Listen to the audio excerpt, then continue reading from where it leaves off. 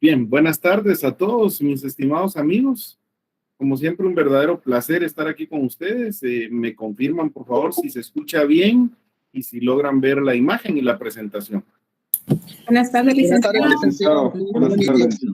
Excelente. Perfecto. Qué gusto verlos nuevamente. Mis disculpas por lo de la clase el día jueves. La computadora falló, pero ya saben, ¿verdad? La botamos y compramos una nueva, así que ya no hay problema. Ya no nos tiene que fallar. Vamos a continuar con el tema que empezamos a desarrollar. ¿Se recuerdan que la última clase hablamos o empezamos a hablar sobre los principios del derecho tributario? Y en concreto, empezamos a hablar de uno de los principios, quizás uno de los más importantes, que es el principio de legalidad tributaria.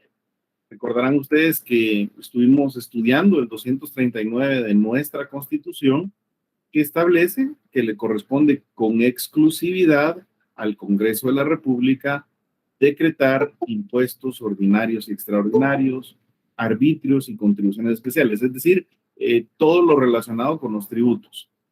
El principio de legalidad en materia tributaria podemos expresarlo también, digamos, con un aforismo que se utiliza mucho, sobre todo en el derecho penal, el latín, ¿verdad? Solo que acá, llevado al derecho tributario, sería nullum tributum sine praevia lege. No puede haber un tributo sin que la ley lo defina previamente y establezca las bases para su recaudación. Hablamos muchísimo sobre el tema de que cuando decimos la ley, nos referimos, mis queridos amigos, a un decreto emitido por el Congreso de la República. Este principio genera certeza, genera seguridad jurídica, o visto desde otra perspectiva, este principio elimina o limita la incertidumbre. ¿Cómo podemos estar seguros de que el Estado no nos va a cobrar, digamos, tributos que se invente el gobierno de turno en cualquier momento? Bueno, porque no lo puede hacer, digamos, el gobernante de turno si no es a través del procedimiento legislativo correspondiente, donde los diputados, los congresistas que representan al pueblo, tienen que discutir sobre la viabilidad, la importancia, la pertinencia, la constitucionalidad de cada nuevo tributo y aprobarlo emitiendo una ley. Esto limita la discrecionalidad y evita que los administradores, los gobernantes, creen tributos arbitrariamente, como en algún momento en la historia del derecho tributario nos pudo haber ocurrido. De tal suerte que es uno de los más importantes principios. Y llevado a la aplicación práctica, que es lo que más nos interesa, lo que nos genera es que los órganos administrativos no pueden decretar tributos, no pueden crear, digamos, estas prestaciones en dinero que se cobran coercitivamente a la población para obtener recursos, aun y cuando necesiten esos recursos, sea importante su obtención y el servicio que ellos quieran prestar sea importante. Hicimos la gran salvedad o el gran problema que tenemos en Guatemala con el tema de las tasas, que la doctrina es como muy honesta y nos dice que en el caso de las tasas también son tributos. Doctrinariamente, las tasas son tributos con ciertas características especiales, pero en nuestro medio las tasas no se consideran un tributo. No se consideran un tributo porque nuestro código tributario no lo contempla dentro de las distintas clases de tributos que hay. Y porque, a diferencia de los tributos, la característica fundamental o esencial que tiene que tener una tasa es que se realiza un cobro de parte de un órgano administrativo, pero es como contraprestación a cambio de prestarle un servicio directamente a la persona beneficiaria. Y solo se le puede cobrar a las personas que hagan uso de ese servicio, que sean beneficiarias real o potencialmente de ese servicio, para poder compensar o cubrir el costo de la prestación. Vimos que esto genera un sinnúmero de problemas y de abusos donde en muchos casos algunos órganos administrativos, algunas municipalidades sobre todo, crean verdaderos tributos, o sea, cobros generales para todos los vecinos para agenciarse de recursos, cuando en realidad no están prestando a cambio un servicio. Si no existe esta contraprestación de servicio, podemos estar frente a la digamos, violación del principio de legalidad tributaria a la creación de un tributo por parte de un órgano administrativo que no tiene las facultades para ello. Y por eso, a través de una inconstitucionalidad, se acude a la Corte de Constitucionalidad para que haga ese análisis, esa comparación. Si lo que está decretando la municipalidad o el órgano administrativo correspondiente reúne las características de una tasa, hay a cambio de cobro una contraprestación de un servicio, o si por el contrario se está decretando un tributo, algo que no está permitido, no está facultado del órgano administrativo, y por ende violentaría este principio de legalidad tributaria, es declarado inconstitucional y expulsado del ordenamiento jurídico. Sin lugar a dudas hay mucho que discutir sobre ese tema, pero para que avancemos con los distintos temas, porque ya la otra semana tenemos el desarrollo de lo que son los primeros parciales, vamos a hablar el día de hoy de los otros principios del derecho tributario. El segundo principio le denominan principio de justicia y equidad tributaria. Y además es muy fácil, muy fácil de enunciar. Este principio lo que nos explica es que todas las normas del derecho tributario, todos los tributos que cree el Congreso, deben estar basados en la idea, en la noción fundamental que la distribución de la carga tributaria, la obligación de contribuir a financiar o a cubrir el costo de los servicios públicos debe ser justa y debe ser equitativa. Mire qué interesante. En primer lugar, vamos a ubicar su fundamento legal y luego vamos a hablar un poquito y sobre todo vamos a hacer alguna pequeña discusión de qué entienden ustedes por justicia y qué entienden ustedes por equidad, que son dos conceptos sumamente difíciles de distinguir o de separar. Empecemos, mis amigos, viendo el fundamento constitucional de estos principios. Háganme favor, alguno de ustedes, de leer. En primer lugar, vamos a leer el 135, donde están las obligaciones de los ciudadanos. Me hace favor ahí, Linda María, de leer ese 135, el primer párrafo y luego la literal D, como la obligación que tenemos. Le escuchamos, Linda. Gracias, Liz. Buenas tardes. Artículo 135. Deberes y derechos cívicos. Son derechos y deberes de los guatemaltecos, además de los consignados en otras normas de la Constitución y leyes de la República, los siguientes. A. Servir y defender a la patria. B. Cumplir Solo leamos y el velar D, que porque es el que nos interesa. Ok. El D, ¿verdad? Sí. Contribuir a los gastos públicos en la forma prescrita por la ley. Muy bien, vamos a ver. Partamos de este punto de vista. Es una obligación de todos los ciudadanos guatemaltecos contribuir a los gastos públicos. Vivimos en una sociedad en la cual el Estado ha sido creado para poder prestar ciertos servicios, para poder cumplir con ciertas obligaciones, y eso nos obliga a todos los que somos ciudadanos de Guatemala a contribuir con ese costo que implica la prestación de los servicios. No sé qué dicen ustedes. ¿Les parece que eso es justo o no lo es? Alguien que me quiera apoyar con las ideas que tiene. ¿Nadie quiere hablar? Yo siento que no lo es, Lick. Buenas tardes, Lick. Jorge, siempre porfa, levanten la mano para que esté claro quién es el que está platicando, ¿verdad? Sí, Jorge, díganos. Yo siento que no es justo, Lick, en muchos sentidos. Siento que el Estado no logra, porque como usted bien lo indicaba, el Estado se creó con el fin de satisfacer las necesidades de las personas, pero hay mucha desigualdad. El Estado no logra dar esa justicia y esa equidad que menciona el mismo principio para todas las personas. Pero no me convence, porque mira la pregunta que yo hice. La pregunta ¿es justo que todos los ciudadanos de Guatemala contribuyamos con los gastos públicos? Usted me dice, no es justo porque no hay igualdad, no todos reciben los servicios. pero no me justifica el por qué no deberíamos de contribuir, o se lo planteo de otra manera, y vamos a permitir que otros compañeros participen. ¿Sería justo que solo una parte de la población sufrague o costee todo el gasto público? ¿O lo justo es que todos lo hagamos? A ver, Mayra Araceli me había levantado la mano.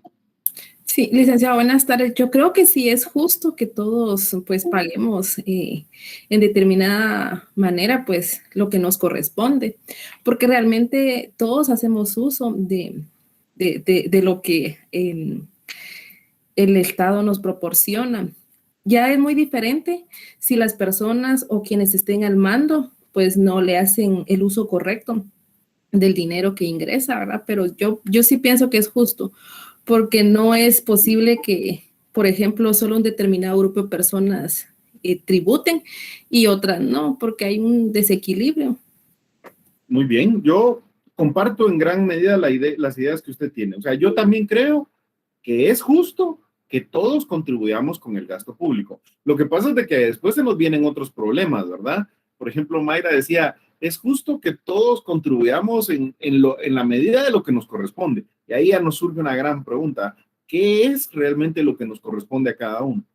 O alguien me podría decir, si es justo, si hacemos uso de los servicios públicos. Si yo no hago uso de los servicios públicos, no es justo. Y ahí podríamos abrir otra gran discusión. Por ejemplo, imagínese usted que alguien tiene suficiente dinero, vive en la opulencia y no utiliza ninguno de los servicios públicos que se prestan de parte del Estado. Aún así, es justo que contribuya a ese gasto público, digamos, para cubrir los gastos de los demás o para apoyar por solidaridad a los demás, o solo es justo en la medida que yo hago uso de los servicios. Esa pudiera ser otra idea. Y la tercera idea que introdujo Mayra, que me parece muy interesante, es un tema distinto si yo ya di mi contribución y los que están gobernando no la utilizan adecuadamente. Yo estoy de acuerdo con usted que es un tema distinto, aunque no creo que sea totalmente independiente.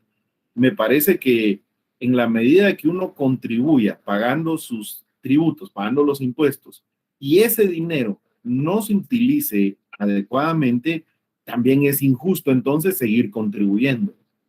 Es decir, mis amigos, yo lo que quisiera transmitirles es de que esto no es un tema muy sencillo o que se agote con una simple idea, sino que es muy extenso. Escuchemos qué tiene que decirnos Ernesto y luego yo les sigo dando la palabra conforme me la van pidiendo ahí por el sistema. ¿Qué tal? Buenas noches, licenciado. Pues, buenas noches, Ernesto. En principio, del enunciado como tal, ¿verdad? El enunciado constitucional que dice que tenemos la obligación de contribuir a los gastos públicos en la forma prescrita con la ley, pues sí se puede entender como algo justo. El tema va variando en la cuestión cuando usted menciona pues esa palabra equidad, ¿verdad? Que yo le entiendo que viene siendo que para mí la equidad es darle a cada quien lo que corresponde, en un sentido inverso, que cada quien dé lo que le corresponda o lo que se esté en sus capacidades, ¿verdad? Indistintamente si una persona pues no utiliza los servicios públicos, pues habría que ver que todas las personas estemos en una condición de no utilizar los servicios públicos para dejar de pagar, ¿verdad? Porque se pierde ese sentido de equidad, no se le puede exigir a una persona más de lo que puede dar, y a la persona que pueda dar, pues se le debe exigir lo que corresponda a la ley, indistintamente del uso o del no uso, porque entonces se perdería el concepto de Estado, se perdería ese concepto de país, por así decirlo, ¿verdad? En ese tema, pues tan individualista, si cada quien solo paga si lo utiliza o no, ¿verdad? Tendríamos que estar todos en una igualdad de condiciones, nadie necesita utilizarlo, pues, para que se deje de pagar. Que es un sistema que sabemos que nunca ha existido, nunca va a existir. O sea, un sistema donde todos los miembros de una sociedad tengan los recursos suficientes como para poder cubrir sus necesidades solitos. Eso no existe. Ni ha existido nunca, ni va a poder existir, porque el ser humano es un ser social. Necesitamos vivir en sociedad y apoyarnos y ayudarnos mutuamente para poder cubrir nuestras necesidades. Mire qué interesante. Aleida, ¿usted tenía algo que quería contribuir con esta discusión? Sí, licenciada, buena tarde. Gracias por el tiempo.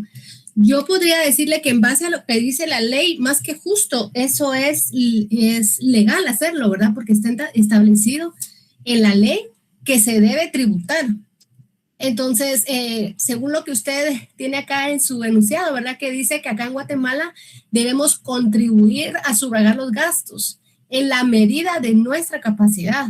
Como decía el compañero anterior, ¿verdad? O sea, en base a la capacidad económica de cada persona, así la ley le exige que tribute de acuerdo a su capacidad económica. Entonces, considero que sí, que todos debemos de contribuir al gasto público.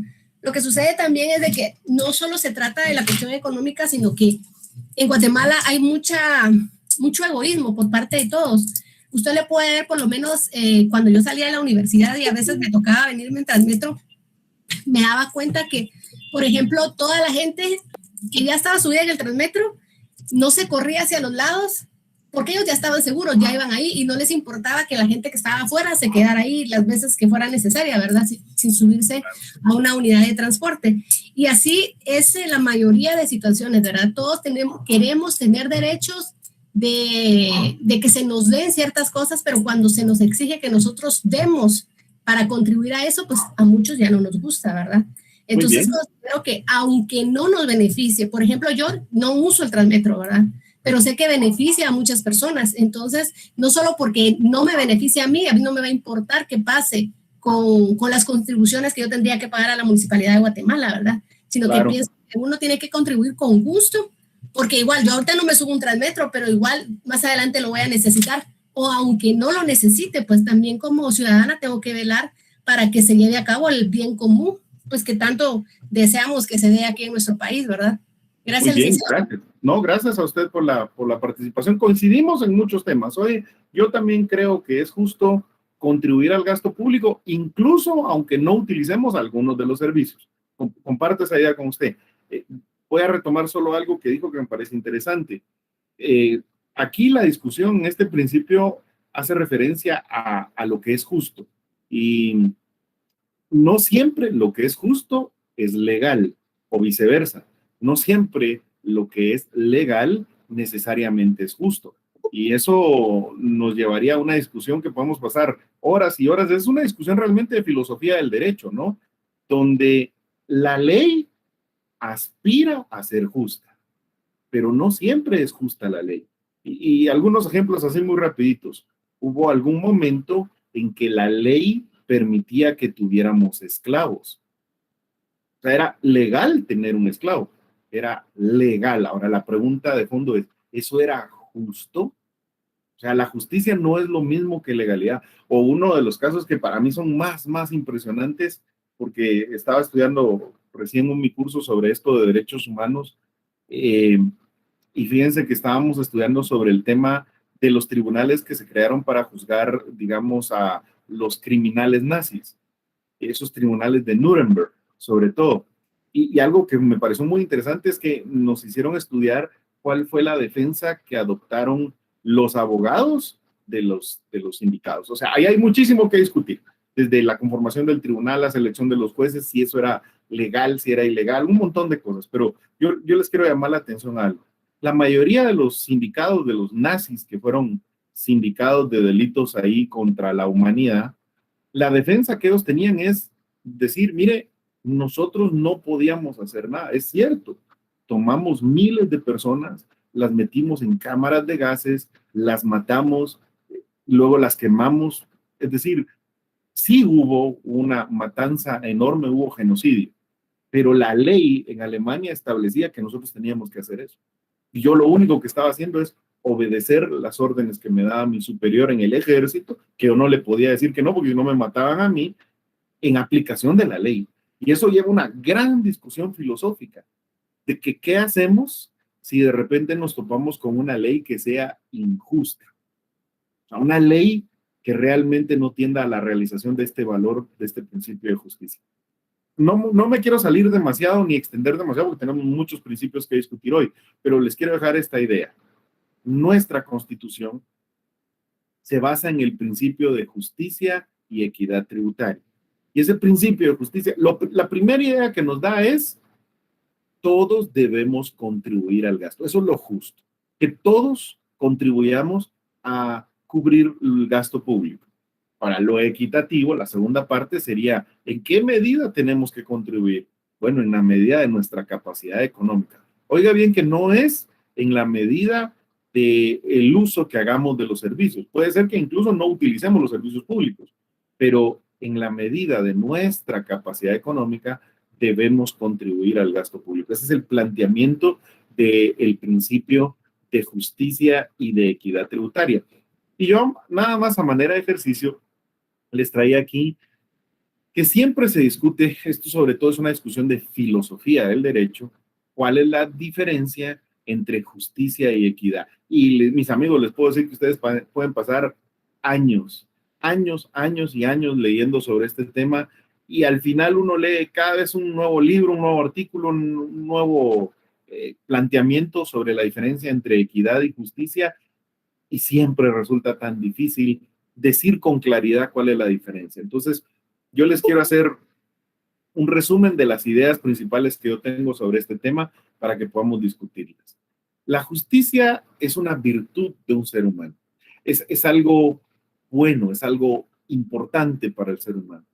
Un ser humano que es justo es un ser humano que busca hacer las cosas buenas, busca hacer el bien y darle a cada persona lo que le corresponde. De hecho, la definición tradicional de justicia que viene desde Ulpiano, allá en el derecho romano, nos decía que justicia es hacer el bien y dar a cada quien lo que le corresponde. Ese es el concepto inicial de justicia. Ahora yo lo que quiero que interioricen es, la idea de justicia es un valor, una virtud humana. Está dentro de la persona, dentro de su mente, dentro de su cuerpo, y es algo interno del ser humano que lo lleva a buscar siempre hacer el bien y lo lleva a que a cada quien se le dé lo que a cada cual le corresponde. Tratar de determinar bien qué es lo que le corresponde a cada uno y dárselo, eso es ser justo. Es esa virtud que nos lleva a hacer o a pensar o a buscar querer hacer lo bueno. La equidad, que es, digamos, va íntimamente ligada con la justicia, se refiere a llevar a la práctica esa virtud. Se lo voy a plantear de otra manera. Puede ser que dentro de mí yo sepa lo que es justo. Puede ser que yo sepa que lo justo es resolver un caso de esta manera y sin embargo lo resuelvo de otra manera. Ahí, aunque en mi interior sé lo que es justo, porque la justicia es un valor interno de cada persona, no actúo en consecuencia con esa idea de justicia. Mi comportamiento hacia afuera, mi comportamiento externo, no refleja esa idea de justicia que yo tengo. No es equitativo, porque la equidad es una forma de comportamiento humano. Es cómo se comportan las personas en donde tratan de igual manera a todas las otras personas que estén en las mismas condiciones. ¿Por qué van de la mano la justicia y la equidad? Bueno, si dentro de mí yo tengo esa idea de lo que es justo, yo tengo ese valor dentro de mí que me dice esto es bueno, esto es malo, yo voy a tender hacia lo bueno. Si dentro de mí yo tengo esa idea de que debo de darle a cada quien lo que le corresponde, voy a tratar de determinar qué es lo que le corresponde a cada uno y dárselo. Eso es algo interno, esa es la justicia. Pero si además yo actúo hacia afuera en congruencia con esa idea de justicia, no solo voy a ser justo por dentro, sino que además voy a ser equitativo. Es hacia afuera. O visto de otra manera, a mí me encanta este cuadrito que les dejé acá. Este cuadrito analiza las diferencias que hay entre el derecho, que nosotros estudiamos los juristas, la justicia y la equidad. Y fíjese que esos son unos autores argentinos, que es un libro de filosofía, que nos dicen, bueno, empecemos buscando su naturaleza. ¿Cuál es la naturaleza del derecho? Bueno, es muy sencillo. El derecho es una ciencia, es algo que tiene que ver con estudiar de forma sistemática. La justicia no es una ciencia, la justicia es una virtud, algo que las personas llevan dentro de sí, en su interior, por dentro. Y la equidad es una manera de comportarse hacia afuera. Obviamente, digamos que en la mayoría de los casos la persona va a ser congruente. Y si dentro de sí mismo es justo y sabe qué es lo que tiene que hacer para que se le dé a cada uno lo que le corresponde. Cuando actúe, realmente va a ser equitativo y le va a dar a cada uno lo que le corresponde. Déjame planteárselo así. Ser justo y equitativo significa que tiene congruencia entre lo que dentro de su mismo ser sabe que es correcto, que sabe que es bueno, y la forma en la que se comporta hacia afuera, cómo trata a los demás. Pero hay personas que son incongruentes. Saben dentro de sí mismo que lo correcto es esto. Y sin embargo, se comportan de esta manera. Del otro lado. Dentro de sí mismo, saben lo que es justo, pero hacia afuera no fueron equitativos, no se comportaron como corresponde. Fíjese que la persona que desarrolle esto, la vamos a llamar de distinta manera. Yo digo, ¿quién es el que estudia el derecho y lo analiza y profundiza en sus normas, en sus teorías, en sus principios? La persona que se dedica al estudio del derecho es un jurista. Cuidado, no todos los juristas son justos. No todos los juristas actúan con equidad. Puede ser que usted sea el mejor jurista del mundo porque es muy inteligente, porque estudia muchísimo, porque está muy preparado y porque tiene 20 maestrías. Y sin embargo, el día en que le corresponde resolver un caso, no busca la justicia. Porque el justo puede ser que no tenga ninguna preparación. El hombre justo es aquel que dentro de sí mismo busca hacer lo correcto, busca hacer el bien. Y claro que ahí podemos después embarcarnos en 1000 discusiones filosóficas de qué es hacer lo correcto, qué es hacer el bien, porque de eso existe mucho que se ha escrito y se ha estudiado y se ha analizado en la filosofía. Pero el hombre justo, la característica que tiene es que tiene algo en su corazón, algo en su mente, que cuando se le presenta una situación, quiere que esa situación se resuelva para bien, que le dé a cada persona lo que le corresponde. Y luego tenemos el hombre que actúa con equidad. El hombre que actúa con equidad, el ser humano equitativo, no solo sabe lo que es bueno y quiere hacer lo bueno, sino que efectivamente lo hace. Se comporta de una manera equitativa, le da a cada quien lo que le corresponde. No sé si lo ven en este esquema. Para mí, la línea del centro es la que me deja más clara la diferencia. ¿Qué utilizamos en cada uno de estos temas? Cuando yo estudio derecho, lo que utilizo es mi mente, mi raciocinio, mi capacidad de razonamiento. Cuando yo trato de ser justo, lo que utilizo es mi conciencia, lo que dentro de mí me dice que está bien. Cuando yo busco ser equitativo, lo que hago es comportarme de la manera adecuada, conducirme de la medida. Fíjese que uno puede ser con pleno conocimiento de lo justo, sin embargo comportarse de otra manera, no ser equitativo.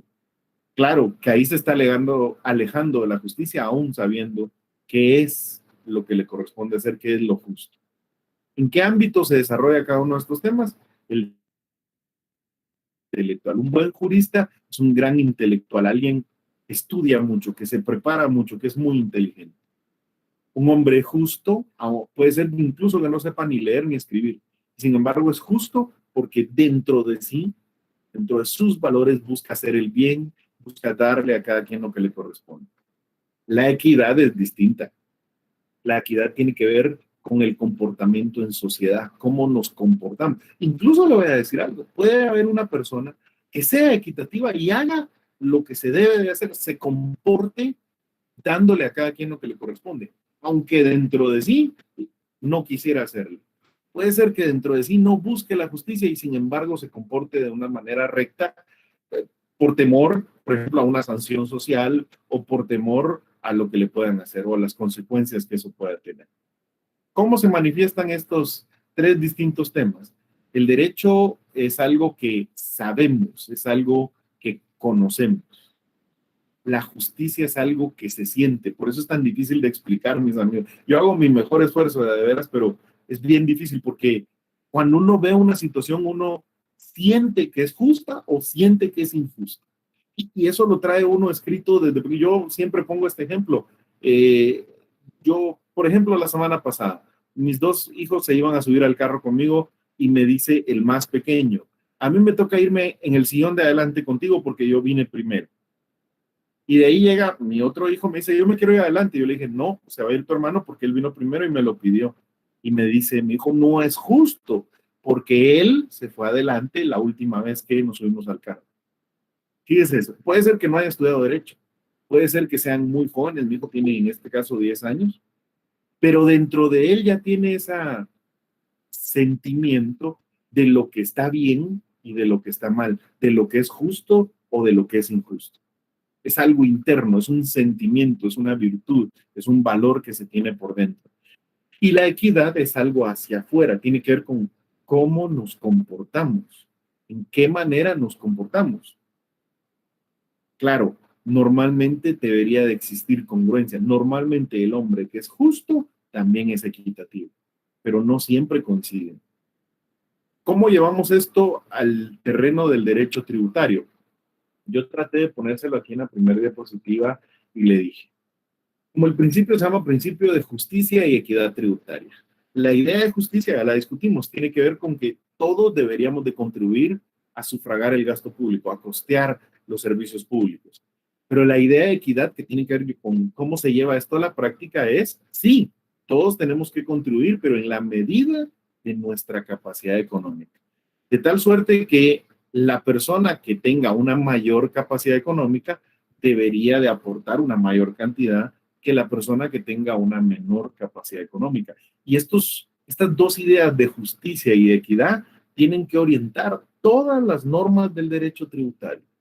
Si nos encontramos con una norma del derecho tributario que no busque la justicia, que por ejemplo que quisiera crear privilegios para que un grupo social no contribuya al gasto público, no tribute, o si nos encontramos con una norma que no sea equitativa, que no tome en cuenta esa capacidad de pago de las personas, pues entonces estaríamos frente a una norma que violenta el principio de justicia y de equidad tributaria. No sé si me quieren comentar algo, es un tema, a mí me apasiona este tema, es de filosofía del derecho, pero está vinculado directamente con nuestra materia. Estefanía, ¿usted nos quiere decir algo sobre la justicia y la equidad?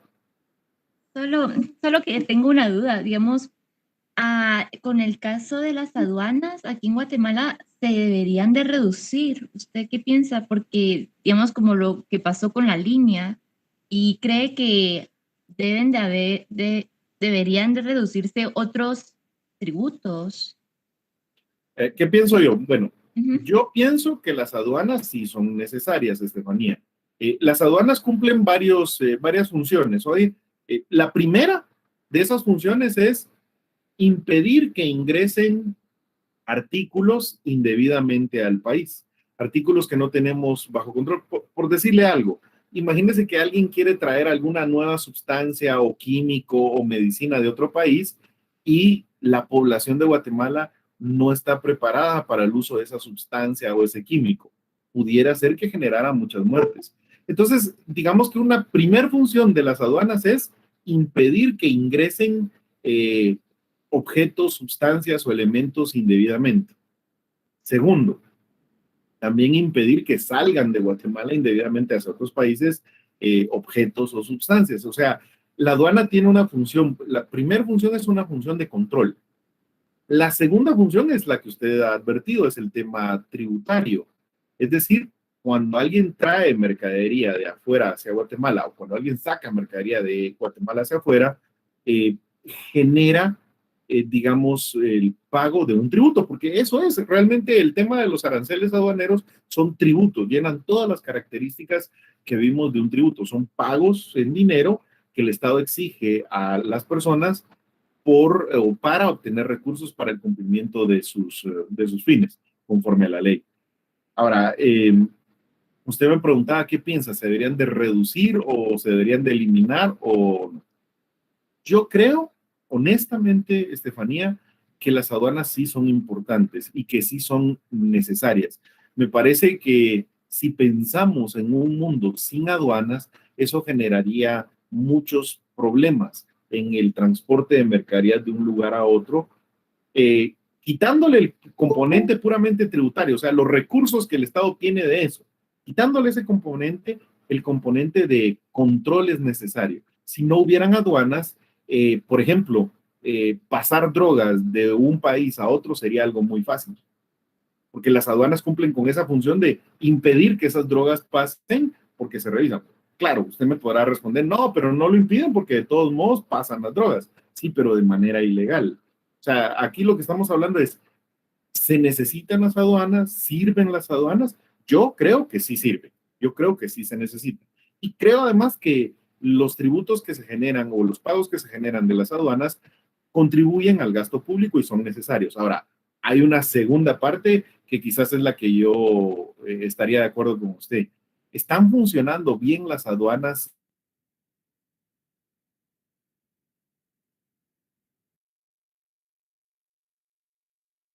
Las funciones para las cuales fueron creadas. Y creo que se debe mejorar muchísimo en eso. Se debería de grabar todo lo que entra y todo lo que sale, o sea, habría que pagar impuestos por todo lo que entra y todo lo que sale. Ahí entran algunas consideraciones bien interesantes. Yo pienso que no. Yo pienso que en algunos casos no se debe cobrar y en otros casos sí se debe cobrar. Pero es bien complejo, porque eso puede determinar el beneficiar o el perjudicar a ciertas personas. Así que es un tema muy, muy interesante. Gracias por el aporte, Estefanía. Ernesto, ¿tenía usted alguna contribución? Sí, licenciado, siempre tomando pues en lo que usted nos exponía ahorita de equidad y justicia, a mí se me vino a la mente el famoso tema de responsabilidad empresarial, que es un tema como muy, que va un poco relacionado incluso a la cuestión de tributos, porque sí se entiende que hay cierta pues extensión de tributos cuando hay algún tipo de obra social por parte de las empresas. Sin embargo, en los pocos casos, porque no voy a generalizar, pero en pocos casos concretos, yo he podido darme cuenta cómo eso pues se desnaturaliza, ¿verdad? Porque resulta que empresas que deberían de tributar más y que ese tributo sería más útil, ¿verdad? Al Estado, pues se ven beneficiadas con esas extensiones disfrazadas de donaciones, de cuestiones que resultan hasta muy efímeras, ¿verdad? O muy poco prácticas, que no satisfacen las verdaderas necesidades del Estado. Y aquí yo creo que entra eso que usted habla, ¿verdad? De lo que es justo incluso un poco de la equidad, ¿verdad? Claro. Mire, al final de cuentas, yo creo que usted utilizó dos conceptos que a mí me parecen fundamentales para entender esto o para plantear esto. El primero, usted dijo, se desnaturaliza. Y eso, para mí, eso es bien importante. Quiere decir que este tipo de actividades de responsabilidad social empresarial fueron diseñadas o fueron creadas con una finalidad, van dirigidas a un fin determinado. Y lo que hace el empresario es tomar eso y utilizarlo para un fin distinto, normalmente para reducir los impuestos o los tributos que va a generar. Eso es como usted dijo, desnaturalizarlo. Y a mí me encanta esa palabra porque la palabra expresa bien la idea. Lo están utilizando para algo para lo que no fue creado. Y entonces hay que resolverlo, hay que buscar cómo evitamos que se desnaturalice. Eso nos pasa en todas las ramas del derecho. Ustedes van a encontrar que no solo en tributario, sino, por ejemplo, en cualquier rama, por ejemplo, en laboral, ustedes van a encontrar que normalmente se utiliza la figura del contrato de servicios profesionales o el contrato de servicios técnicos, que son contratos civiles, para contratar a un trabajador sin pagarle prestaciones laborales. Eso es lo que usted dijo, una desnaturalización de las normas. No es una adecuada aplicación de las normas. Y hay que resolverlo, hay que buscar cómo se detecta, cómo se evita, cómo se previene y cómo se elimina ese tipo de desnaturalizaciones. Pero no lo vuelve innecesario o que no sea importante. Y esa es la otra parte que yo quería compartir con ustedes. Si usted me pregunta a mí, estas actividades de responsabilidad social empresarial o estas actividades o estas exenciones que se decretan, ¿pueden servir? Podría ser que sí, ¿eh? Podría ser que sí. Por ejemplo, una gran discusión que tenemos en Guatemala es el tema de las universidades. ¿Cómo las universidades están exentas del pago de tributos? Y la gran cuestión aquí es, ¿Debería de mantenerse esa exención o debería de implementarse el pago de tributos para las universidades? Es un tema muy interesante, porque eso puede fomentar o puede de alguna manera hacer que se reduzca la educación superior. Así que este tema resulta muy, muy interesante. Una participación más sobre esto de la justicia y pasamos al tercer principio, mis amigos. Jorge, ¿nos quería decir algo usted? Sí, buenas tardes. Otra de las cuestiones, así como las que acaba de mencionar sobre las universidades que están exentas, también no hay igualdad en lo concerniente en que las iglesias o todo tipo de culto, cualquiera que sea la ideología que procese, también no pagan los impuestos que deberían de pagar. Y es un montón de dinero el que manejan dichas entidades, y entonces también con esto yo siento que existe y genera una desigualdad. Bueno, nuevamente, ¿verdad? Aquí el tema sería, en la ley se decidió que iban a estar exentas las actividades religiosas del pago de ciertos tributos. La pregunta ahí realmente sería, ¿esa exención tiene lógica, tiene utilidad, tiene una finalidad adecuada? ¿O esa exención no nos sirve? Aquí nos pasa lo mismo que hablaba el compañero anteriormente. Lo que pasa es que se ha desnaturalizado. Se lo voy a plantear de esta manera. Si usted, como lo hizo hace un momento su compañera, me preguntara, ¿las iglesias sirven para algo, licenciado? Yo en lo personal le diría que sí. Aún y conociendo todos los errores que históricamente se ha cometido en las iglesias, aún y conociendo todas las barbaridades que se han hecho y se siguen haciendo con el pretexto de la religión, yo le puedo decir que las iglesias sí cumplen una función muy importante social, que permiten que las personas se reúnan y fortalecen la espiritualidad de las personas. Y eso es muy importante. Una sociedad sin espiritualidad, sin religión, es una sociedad condenada al fracaso. Y lo estamos viendo en nuestra sociedad moderna, donde cada día es menos el tema espiritual, el tema religioso, y más el tema práctico, y nos está llevando por caminos insospechados, nos está llevando por caminos que no están bien. Ahora, bien, si lo llevamos al tema tributario, ¿deberían o no deberían de pagar tributos? Yo en lo personal creo que pasa lo mismo que decía el compañero, se ha desnaturalizado, y hay personas que han utilizado esto como una fuente de ingresos, una fuente de riqueza, y en ese caso sí deberían de pagar tributos, pero resulta muy interesante. Entonces, resumiendo, mis amigos, llevamos principio de legalidad tributaria, principio de justicia y equidad tributaria. Pasemos al tercer principio, que se los tengo ahí en la diapositiva presentada. El principio reúne dos conceptos distintos, pero muy íntimamente vinculados, así como el anterior. Es el principio de igualdad y generalidad. Fíjese que el artículo 4 establece o regula que en Guatemala todos los seres humanos son libres e iguales en dignidad y derechos. Con base a esa igualdad que se postula, el principio en el derecho tributario lo que nos indica es: todos los habitantes deben contribuir a sufragar el gasto público. Todos. Esa es la generalidad. Todas las personas en Guatemala deben contribuir a sufragar al gasto público. La obligación tributaria debe alcanzar a todos los sujetos que se encuentren en la misma situación que ponga en manifiesto su capacidad económica de contribuir. Ese es el tema de la igualdad. Déjeme planteárselo de otra manera. ¿Se puede tratar distinto a dos personas en materia tributaria? Sí, si esas dos personas están en situaciones distintas. Pero todos tienen que contribuir al gasto público.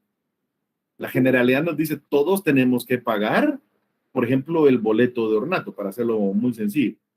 Ahora, la igualdad nos dice, está bien, cobrémosle el mismo valor de boleto de ornato a todas las personas que ganen el mismo salario. Fíjese cómo es esto. Igualdad no significa tratar a todos exactamente de la misma manera. Igualdad significa tratar de la misma manera a todos los que estén en la misma situación. Si hay personas en situaciones distintas, objetivamente, o sea, hay circunstancias que podemos establecer con base a pruebas, con base a hechos que hacen que la persona esté en una situación económica distinta, el tributo puede ser distinto, el pago puede ser distinto, pero no podemos tratar distinto a todos los que estén en la misma situación. Mayra, quería decirnos algo sobre esto. Sí, licenciado, con respecto al tema que se tocó del boleto de ornato.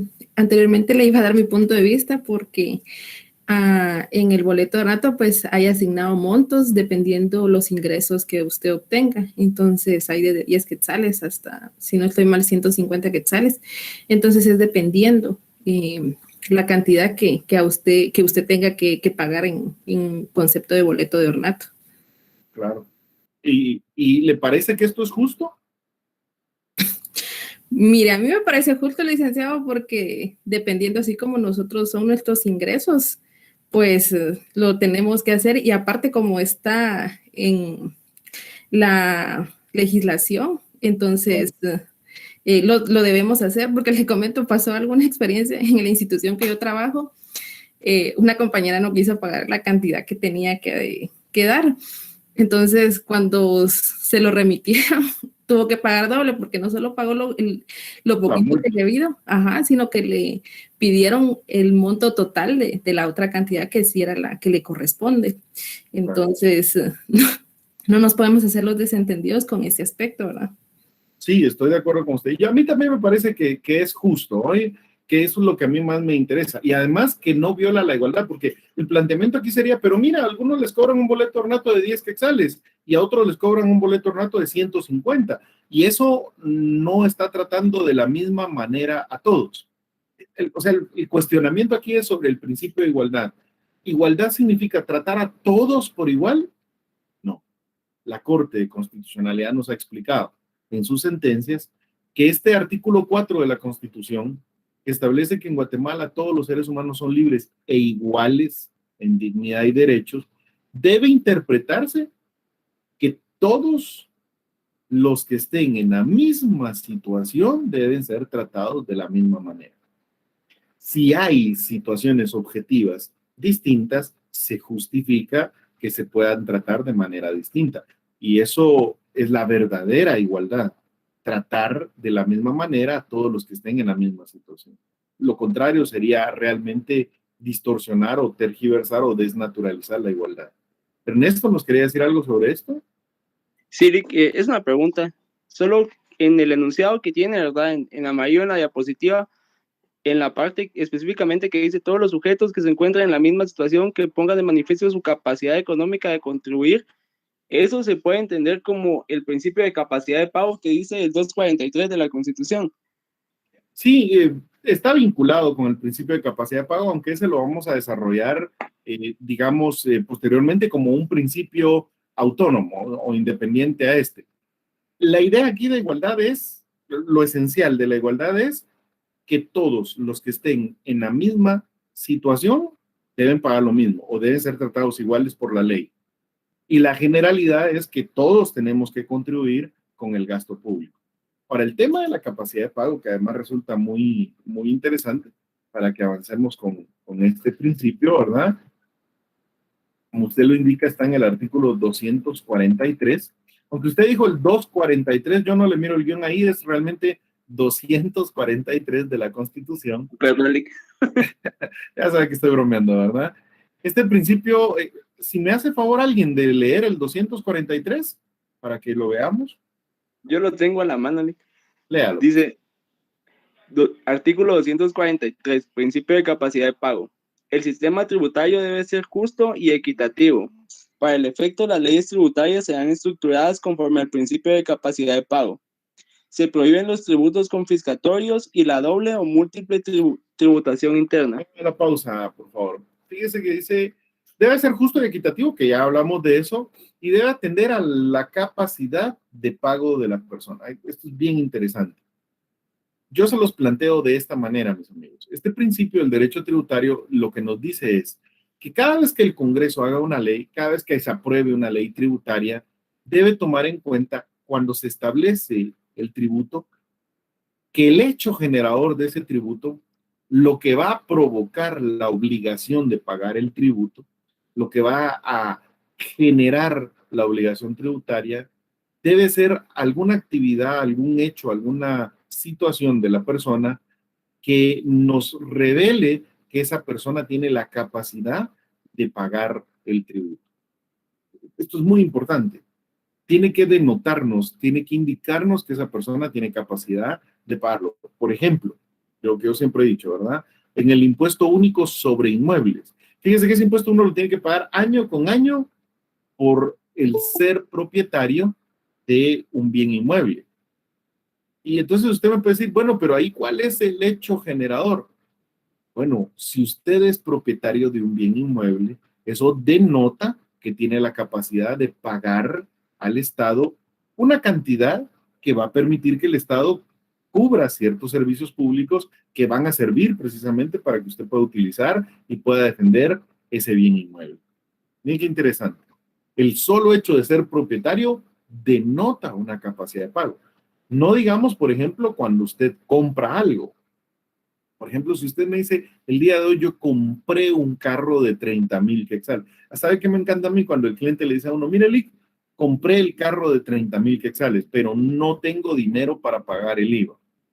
Entonces yo siempre le respondo, según el artículo 243, cuando el Congreso elaboró el impuesto al valor agregado, tomó en cuenta que si usted tiene 30,000 quetzales para un carro, tiene la capacidad para pagar también el IVA. No sé si es como que uno fuera un detective y esta es una pista que me dice o me permite concluir en lo siguiente. Yo concluyo que si usted tiene los 30,000 quetzales para comprarse un carro, tiene la capacidad de pagar también el IVA. Usted me puede decir que no, porque normalmente eso es lo que nos pasa. Ustedes van a darse cuenta que sus clientes siempre le dicen, sí tengo para comprar la casa, sí tengo para pagar el terreno, sí tengo para pagar los servicios profesionales, para pagar la renta, pero no tengo para pagar el impuesto. Entonces, la respuesta aquí es muy sencilla. Si básicamente tiene dinero para comprar el bien, eso denota que también tiene la capacidad para pagar el tributo. Claro, si no tiene el dinero para comprar el bien, pues tampoco le podríamos cobrar ese tributo, porque precisamente el tributo tiene que estar diseñado o regulado, creado por el Congreso, tomando en cuenta esa capacidad de pago que tenga la persona. Y algo muy importante, esto nos lleva a la idea de una proporcionalidad. ¿A qué nos referimos con proporcionalidad? Proporcionalidad en el sentido de que no podemos exigirle a las personas que realicen un pago que sea superior a la capacidad de pago que tienen. No sé si me explico. Si de alguna manera yo compro un vehículo de 30,000, pues sobre esos 30,000 habrá que calcular el IVA, pero no me podrían pedir, por ejemplo, un IVA de 30,000 quetzales, porque eso excedería la capacidad de pago. No va a pagar un tributo que sea del mismo valor que el bien que está adquiriendo. Tiene que ser conforme la capacidad. Y eso sí, la persona que se compra un vehículo de 100,000 quetzales tiene una mayor capacidad y por lo tanto deberá de pagar una mayor suma de IVA, que normalmente eso es fácil porque se calcula un porcentaje con base, digamos, al monto por el cual se está comprando. A eso le llaman el principio de capacidad de pago. También le llaman principio de capacidad contributiva o capacidad económica del contribuyente. Y es muy, muy, muy importante. ¿Tienen alguna contribución que quieran hacer sobre este principio, mis amigos? ¿O algo que quieran que platiquemos? Luis Fernando. Licenciado, así como en este principio, cuando es un intestado, o sea, ahí como que le ponen la pistola a la persona diciéndole que si usted no paga el impuesto sobre un intestado, no tiene derecho a adquirir ese bien. No sé si ahí entra ese principio. Claro, pero yo se lo plantearía de otra manera, ¿verdad, Luis Fernando? Yo diría, si usted me dice, mire, yo sí quiero recibir la herencia, pero no tengo la capacidad de pagar el tributo. Yo le diría, bueno, ¿qué es la herencia? Es una casa que me dejó mi papá, pero no tengo la capacidad de pagar el tributo. Yo le diría entonces, si no tiene la capacidad ni de pagar el tributo, tampoco va a tener la capacidad para mantener esa casa. Los gastos que implica tener esa casa. Entonces usted vea, no, eso sí lo puedo hacer. Yo sí le voy a dar mantenimiento, voy a mantener bien su pintura, su techo, sus pisos, sus tuberías, su electricidad. Y yo le diría precisamente, el hecho de que usted esté aceptando la herencia denota que usted tiene la capacidad de pagar el tributo. Claro, nuevamente, cualquier persona cuando le toca que pague el tributo diría no, pero al final terminan aceptando la herencia, Luis Fernando. ¿Y sabe por qué?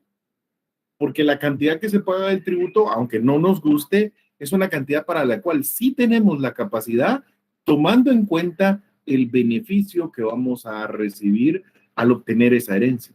O sea, si usted me pregunta a mí, ¿usted quiere pagar el impuesto sobre herencias, legados y donaciones? Yo le diría que yo no lo quiero pagar. Y que si yo puedo recibir una herencia sin pagarlo, preferiría 1000 veces. Ahora, si usted me pregunta a mí, mire, tiene que pagar 10,000 quetzales de impuesto para recibir una casa, yo le diría, yo sí los pago.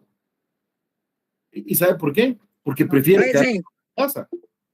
Eso es lo que yo plantearía o les diría, ¿verdad? Desde esta manera. Jorge, ¿quería agregar algo sobre esto? Sí, entonces, en ese caso, sería o pagar los 10,000 quetzales o quedarse en la calle. No, porque, vamos a ver, no es quedarse en la calle, porque usted no está en la calle. Recibir una herencia es que otra persona le traslada al fallecer un bien. No es que se quede en la calle. No sé si me explico. Sí, poniendo el supuesto de que, supóngase que yo viva en mi casa y Dios no lo quiera, se muera mi papá y yo acabo de cumplir 18 años y no tengo para pagar esos 10,000 quetzales. Y yo le diría entonces, Jorge, ¿verdad? Le corregiría primero. Usted dijo, yo vivo en mi casa. No es su casa, es de su papá. Su papá fallece y usted va a recibir la herencia. Y me dice, es que yo no tengo dinero para pagar esos 10,000. Yo se lo plantearía así.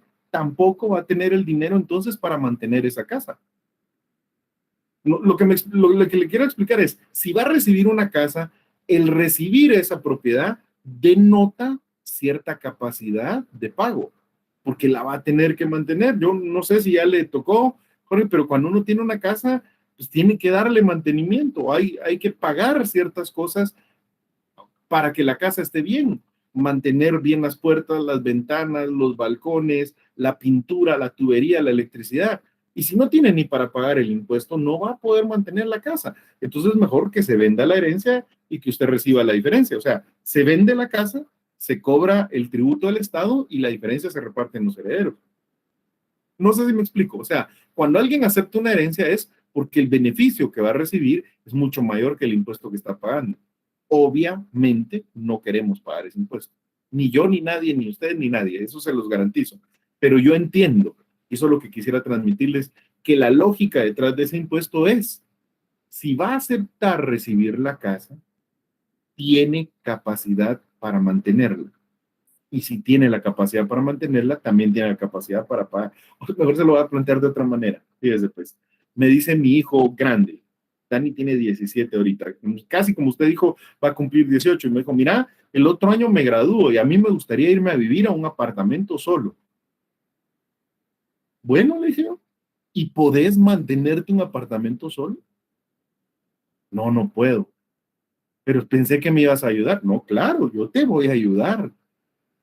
Pero si me estás diciendo que querés independencia, que querés vivir solo y querés tener tu apartamento, también tenés que tener la capacidad para poder mantenerlo. ¿Cuándo voy a tener carro propio? Me dijo Dani.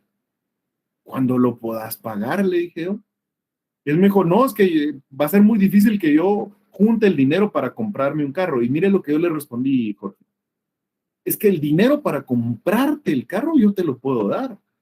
Mi pregunta es, ¿tenés el dinero para pagar la gasolina y el mantenimiento del vehículo, el seguro del vehículo o incluso los daños que causes con el vehículo?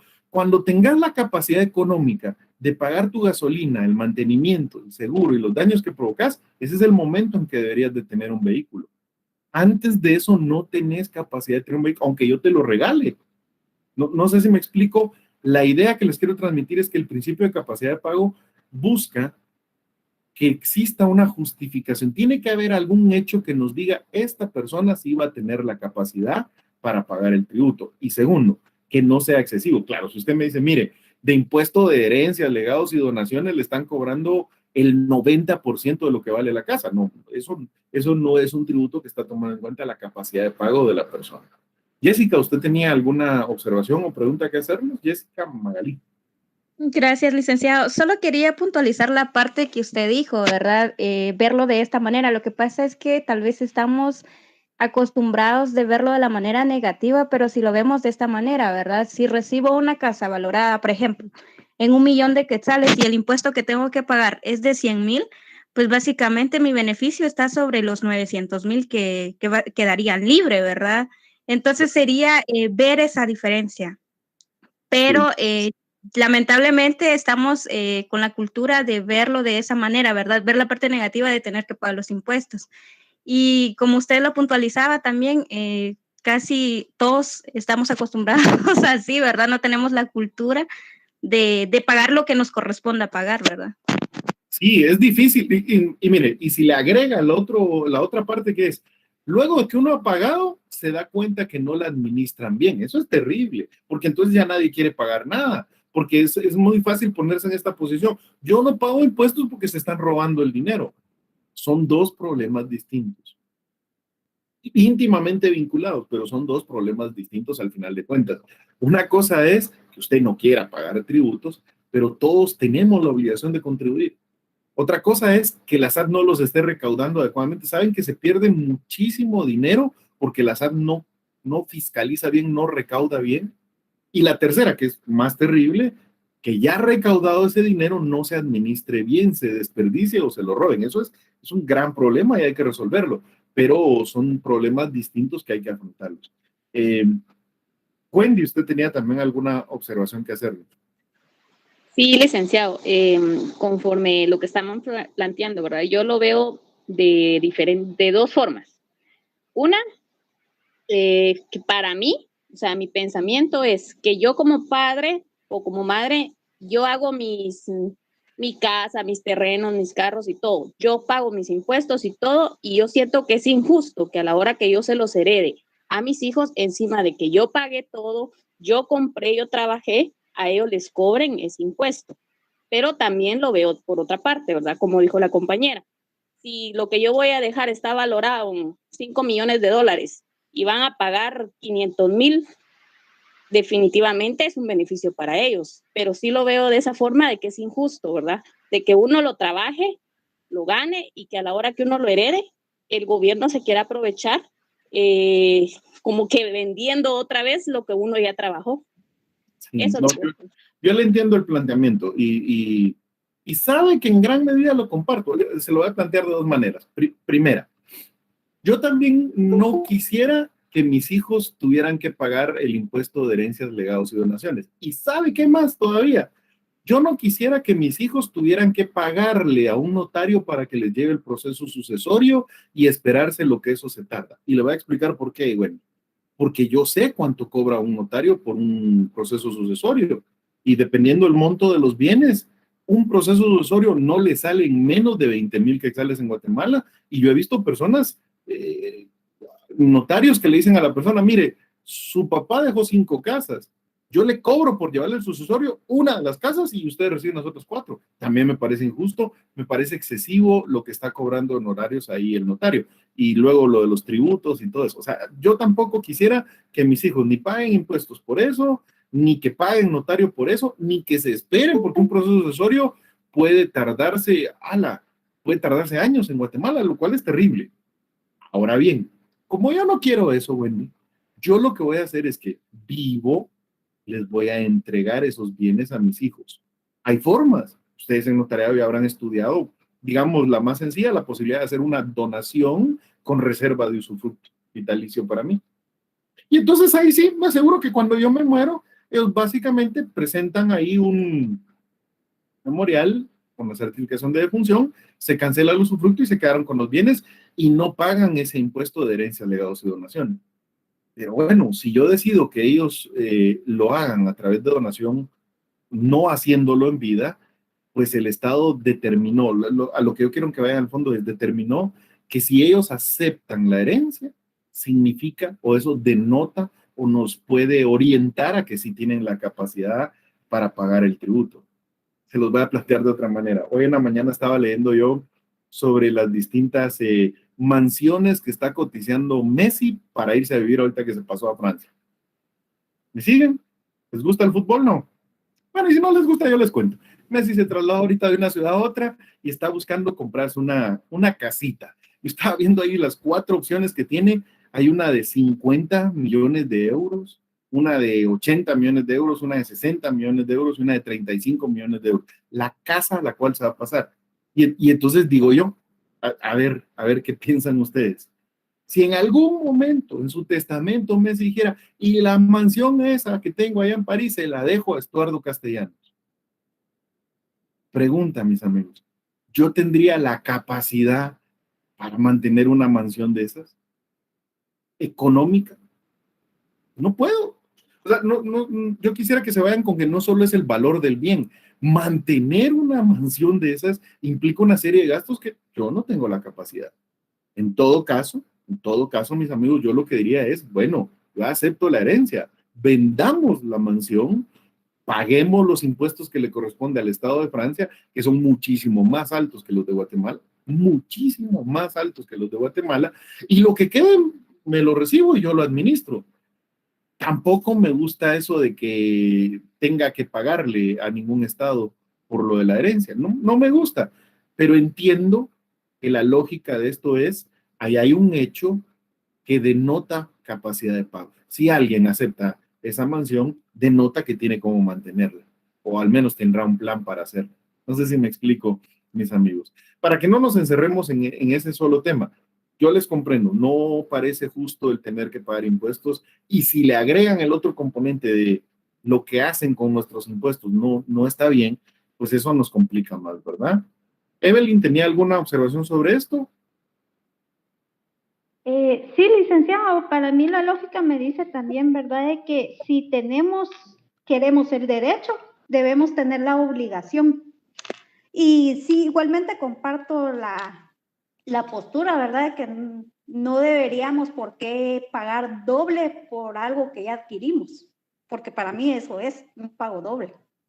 Sí, bueno, aunque insisto, el que lo adquirió fue el papá.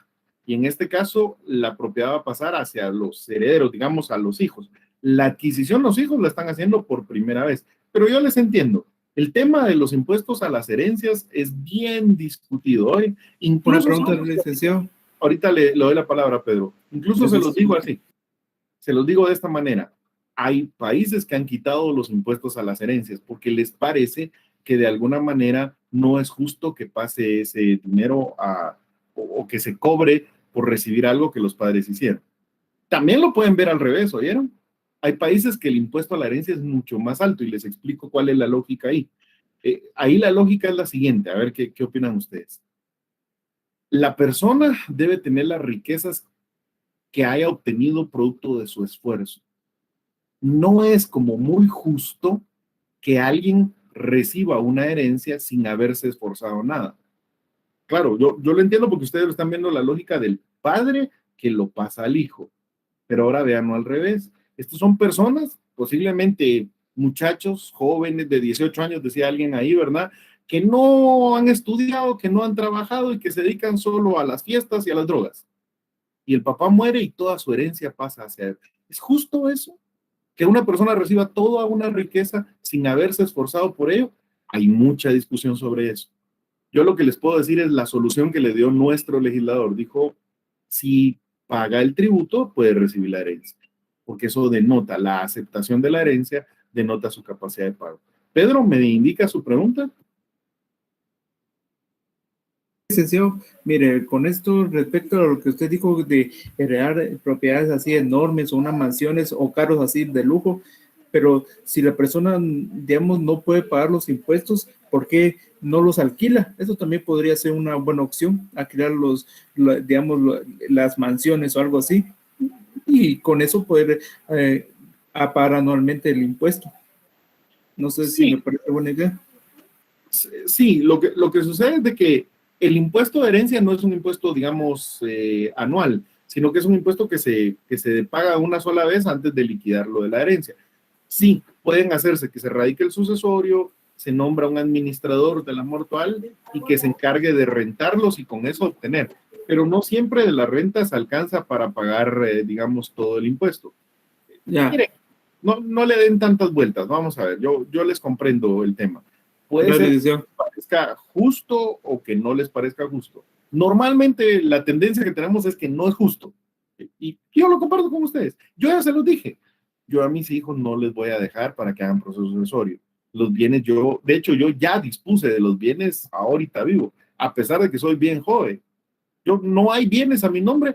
Ya lo que he logrado hacer hasta este punto ya está a nombre de a quien se lo voy a dejar, con las seguridades de los usufructos a favor mío. Así que eso no me preocupa. No me parece tampoco que sea algo que yo tenga que dejarle a ellos esa carga o ese gravamen. Sin embargo, si alguien no arregla su situación y dispone de los bienes estando vivo, cuando él muere, el Estado decidió que el hecho de aceptar la herencia denota una capacidad de pago y por lo tanto es un hecho generador del pago de un tributo. Eso ya lo ha discutido la Corte y ha considerado que no es inconstitucional. Lo que a mí me interesaba es que ustedes entendieran dónde está, porque en el impuesto de herencias es difícil ver dónde está esa capacidad de pago que denota el hecho de aceptar la herencia. Avancemos rapidito a uno de los últimos principios, el principio de no confiscación, que con este yo creo que todos vamos a estar de acuerdo. Se los adelanto para que lo entiendan bien. Hubo un tiempo en la historia del derecho tributario, sobre todo en la Edad Media, en la época de los señores feudales y de los reyes, donde los tributos eran tan altos, que la persona perdía todos sus bienes con tal de pagar el tributo. Eso se llama un tributo confiscatorio. Cuando yo tengo que dar todo lo que tengo para poder pagar los tributos, no me va a quedar nada. Y eso sí no es justo. Por eso nuestra Constitución, tanto en el 243, que ya lo leímos, como en el 43, que yo les pediría que alguien me haga favor de leerlo ahorita, pues regula que los tributos no pueden ser confiscatorios. Se prohíbe los tributos confiscatorios e incluso las multas confiscatorias. Alguien lea el 41 de la Constitución, por favor. Cualquiera de ustedes, mis amigos. Artículo 41. Protección al derecho de propiedad. Por causa de actividad o delito político, no puede limitarse el derecho a propiedad en forma alguna.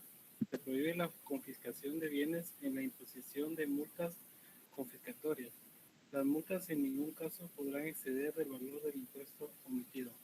Correcto.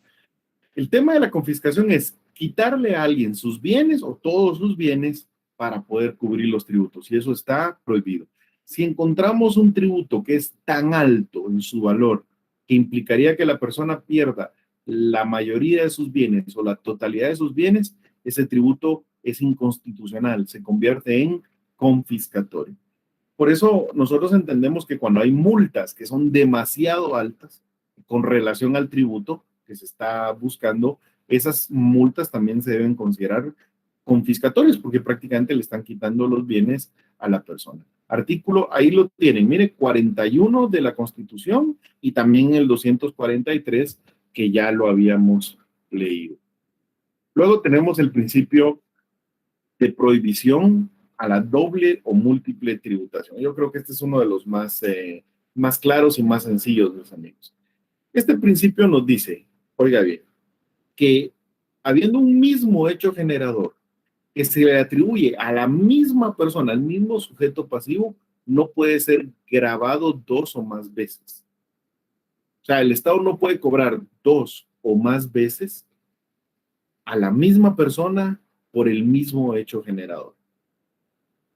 Este principio resulta bien difícil de evaluar a la práctica, mis amigos, porque muchas veces vemos que se le está cobrando a la misma. Alguien me decía en alguna clase, por ejemplo, pero mire el impuesto único sobre inmuebles, el UCI, cada año hay que pagarlo, o sea, me están cobrando el UCI del año 2020, el UCI del 2021, el UCI del 2022, y por lo tanto es el mismo hecho generador que ser dueño de ese bien cada año, cada año. Eso es doble tributación, me decían. Pues la Corte ha dicho que no. La Corte ha dicho que ahí lo que genera el pago del tributo es los bienes o las riquezas que usted tenía en ese año, en el periodo 2020. Puede ser que en el 2020 usted venda sus bienes y ya no tenga que pagar en el 2021. Pero si usted decide conservar su bien inmueble en el 2021, que es otro periodo fiscal, sí pueden volver a cobrarle el tributo sobre el impuesto único sobre inmuebles. De tal forma que yo les voy a decir algo, esto parece ilógico, pero si usted es propietario de un bien inmueble,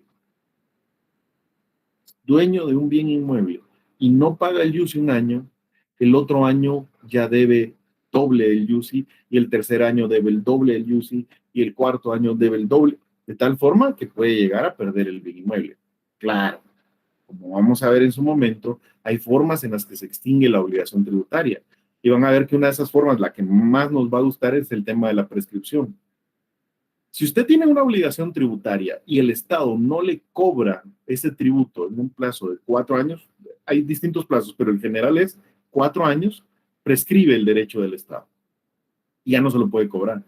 De tal forma que, por ejemplo, ustedes van a toparse con casos donde la gente dice, mire, Elic, me están cobrando el UCI de los últimos 17 años porque yo nunca he pagado UCI. Bueno, usted dice, está fácil, ¿verdad? Usted sí tiene que pagar UCI, pero de los últimos 4 años. Los demás años, lo que vamos a hacer es plantearle prescripción a la SAT, porque eso ya prescribió el derecho que tenía para cobrarlos. Ahora, traje a colación del UCI, porque es uno de los que me han dicho, mira, ahí están pagando por el mismo hecho generador la misma persona, pero la Corte ha dicho, es distinto periodo impositivo y por lo tanto no hay doble tributación. Jessica, ¿tiene alguna duda sobre este principio? Sí, licenciado, yo quisiera escuchar su opinión acerca del tema del ISO, del impuesto de solidaridad, ya que según tengo entendido, este impuesto lo consideran, bueno, no, o sea, la Corte no lo ha considerado de esa manera, ¿verdad? Pero si no estoy mal, está en un proceso ahorita por el tema de que el ISO se paga sobre las ventas del periodo anterior. Obviamente esto dependiendo del régimen que uno opta como empresa, ¿verdad? Pero si no estoy mal, el ISO se paga sobre las ventas del año anterior, ¿verdad? Y entra el tema de la doble tributación porque también pagamos ISR sobre las ventas, ¿verdad? Entonces, yo he escuchado discusión acerca de ese tema y quisiera escuchar su opinión al respecto. Sí, yo creo que sí es inconstitucional. A mí me parece que ahí sí hay una doble tributación. Están cobrándole al mismo sujeto por el mismo hecho generador 2 tributos con distinto nombre.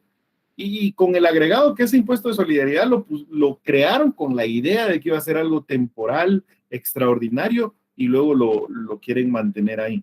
Para mí, que sí es inconstitucional, pero usted dijo algo que me parece clave. La Corte no lo ha declarado inconstitucional. Y aquí viene lo interesante, mis amigos. Cuando me preguntan si una norma es inconstitucional, ustedes van a ver que yo siempre respondo de la misma manera. Yo le diría, luego de analizarla, yo considero que sí viola la Constitución. Yo considero que sí es inconstitucional. Ahora, la siguiente etapa es planteemos la inconstitucionalidad y llevémoslo a la Corte, porque la única que puede declarar inconstitucional una norma y expulsarla del ordenamiento jurídico es la Corte de Constitucionalidad. Hasta que la Corte emita su sentencia y diga que es inconstitucional, el impuesto está ahí vigente y habrá que pagarlo, ¿verdad? Aarón, ¿usted tenía alguna duda? Sí, licenciado, buenas tardes, gracias. Mire, con respecto a, usted mencionaba el tema de perder el bien en el caso del impuesto que estábamos analizando hace un momento. ¿Qué pasa con respecto, con respecto a la no confiscación, LIC? No contraría ese principio, ese tema ya en un caso pues de ejecución con respecto a los bienes? Muy buena pregunta, Aarón, pero no, y le voy a explicar por qué no lo contraviene. El principio de no confiscación prohíbe que el Estado cree un tributo tan alto que implique que usted va a perder sus bienes para poder pagarlo. Aquí no es el caso. El UCI no es tan alto como para que usted pierda sus bienes. Nuevamente, mis amigos, van a ver ustedes que cuando uno es dueño de un bien, no quiere pagar UCI. No, de hecho, tan es así que les voy a decir algo. La estadística nos dice que el 92% de las personas no pagan UCI. Para que vean la cantidad de UCI que se está perdiendo en eso. Y mucho de ese porcentaje lo que ocurre es que las personas pagan UCI, pero no por el valor real del inmueble. Hay muchísimas personas que tienen su bien inmueble registrado con un valor mucho más bajo del que realmente le corresponde. Ahora bien, digamos, por ejemplo, en mi caso, la casa donde yo vivo aquí, donde estoy yo, se compró, digamos, con una inmobiliaria. Y por lo tanto, está registrada a su valor real, mis amigos. Y por lo tanto, nosotros tenemos que pagar de UCI. Yo pago de UCI como 700 quetzales por trimestre. Y si usted me pregunta, a mí me parece excesivo y me parece que es mucho dinero y no quisiera pagarlo. Pero bueno, sí lo puedo pagar y no es confiscatorio. Ahora, aquí el planteamiento que hacía Aaron es, digamos, yo decido no lo voy a pagar este año 2021 y no lo voy a pagar en el 2022 y no lo voy a pagar en el 2023 y no lo pago en el 2024. Hay un momento en que, en el caso del UCI, la municipalidad me puede promover una demanda, un económico coactivo y cobrarme ese UCI que yo debo. Y si no tengo el dinero para pagarlo, rematarán el bien, lo venderán y con ese dinero se cobrarán el impuesto que yo debo y me darán la diferencia a mí. Eso no es confiscatorio porque aquí lo que ocurrió, Aarón, es que yo incumplí, yo no pagué el UCI, que es distinto a crear un tributo confiscatorio, un tributo que de por sí, desde la primera vez que se da el hecho generador, es tan alto que me quitaría mis bienes. Lo que prohíbe nuestra Constitución es tributos confiscatorios o multas confiscatorias. Pero en este caso lo que había es un incumplimiento del contribuyente, ¿verdad? Wendy, ¿usted tenía también alguna duda? Sí, Lick, solo con una consulta que me voy a salir de la clase porque a las 7 tenemos mercantil, disculpe. Y no, de hecho, no se preocupe que ahorita vamos a dar por finalizado el tema aquí, ¿verdad? Para todos, yo sé que tienen otras clases, les agradezco muchísimo, muchísimo su atención y los veo el día jueves, ¿verdad? Para que continuemos con este tema. Tenemos clases el jueves y ahí platicamos ya de los exámenes y todo eso, ¿verdad? Carlos, ¿usted tiene alguna pregunta final? Gracias, licenciado. Solo era un comentario. Básicamente con respecto al ISO, uno de los criterios que se han comentado del por cual no se ha declarado inconstitucional es que el ISO es un pago que se acredita a cuenta del impuesto sobre la renta. Entonces es básicamente como un pago anticipado. A manera de comentario, licenciado. Sí, muchísimas gracias. Además, muy interesante, pero ahí es donde la doctrina nos dice, mire, cuando empiezan a hacer esos enredos donde para pagar un tributo yo lo puedo acreditar con otro, que siempre ha generado un montón de problemas, ¿verdad? Algo tiene que estar mal. Un tributo tiene que ser sencillo, Carlos, o así, eso nos dice la doctrina, obviamente, ¿verdad? Un hecho generador, un sujeto, y ahí se paga. Aquí lo que ocurre es que están generando el pago entre dos, pero usted tiene toda la razón. Se genera el pago de este y después yo lo puedo, digamos, deducir del otro tributo. Pudiera ser que eso no genere una doble tributación. Pudiera ser. Tendríamos que esperar a ver qué nos dice nuestra Corte de Constitucionalidad en la sentencia que emita, ¿verdad? Por razones de tiempo, mis queridos amigos, lo vamos a dejar.